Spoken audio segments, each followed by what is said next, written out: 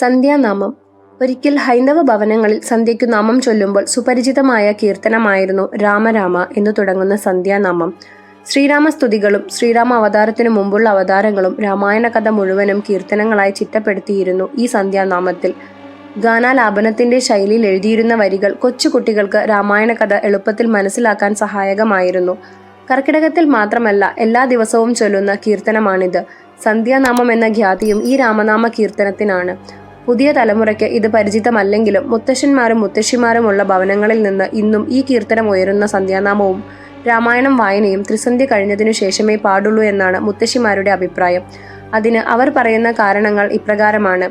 സന്ധ്യാസമയത്ത് നമശിവായ ചൊല്ലണം. കാരണം ഈ സമയത്താണ് ശിവൻ താണ്ഡവമാടുന്നത്. അപ്പോൾ ഭഗവാൻ തന്റെ കാൽപാദത്തിനടിയിൽ ചവിട്ടിപ്പിടിച്ചിരിക്കുന്ന ഭൂതപ്രേത പിശാചുക്കൾ പുറത്തു ചാടുന്നു. ആ സമയം ഭൂമിയിൽ മനുഷ്യർ നാമം ജപിച്ചുകൊണ്ടിരിക്കണം. നമശിവായ മന്ത്രം ചൊല്ലുന്നിടത്തിരിക്കാനും ഉപദ്രവിക്കാനും ഈ ദുർഭൂതങ്ങൾക്ക് കഴിയില്ല എന്നാണ് വിശ്വാസം. സന്ധ്യാനാമം ചൊല്ലുന്നതിന് മറ്റൊരു കാരണം കൂടി പറഞ്ഞു കേൾക്കുന്നു. ഹനുമാൻ രാമനാമം ചൊല്ലുന്നത് സന്ധ്യാനേരത്താണ്. ഈ സമയം നമ്മൾ രാമനാമം ജപിച്ചാൽ അത് ഹനുമാന്റെ ജപത്തിന് വിഘ്നമുണ്ടാക്കും. കാരണം രാമനാമം എവിടെ കേട്ടാലും ഹനുമാൻ അവിടെ വന്നിരിക്കും.